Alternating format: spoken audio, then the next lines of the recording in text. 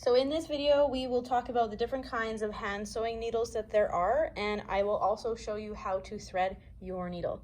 So I have 3 different colors of magnets here, and they all are for a different kind of needle. So regular hand sewing needles go on green.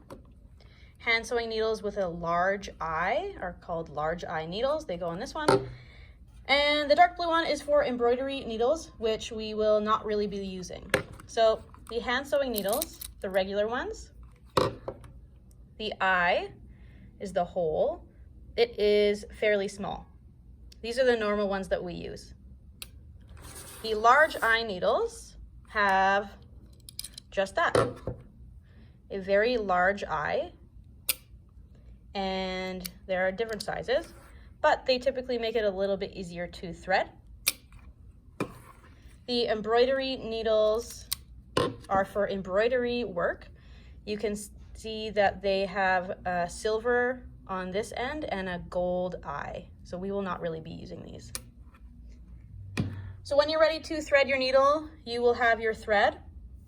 A good length of thread is 1 entire arm's length, so taking this end, holding it out as a letter T, and the other end would line up with your shoulder. And when we are threading our needle, we're going to take one end of the thread.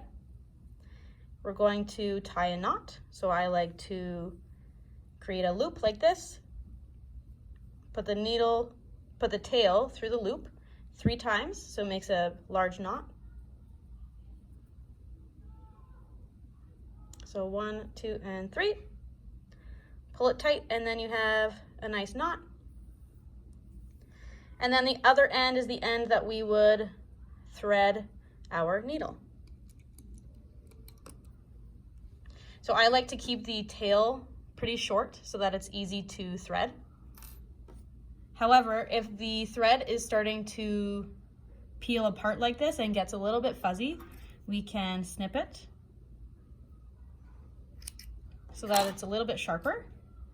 And then keeping the tail as small as possible, we will just lower the eye of our needle on top. And then it's threaded.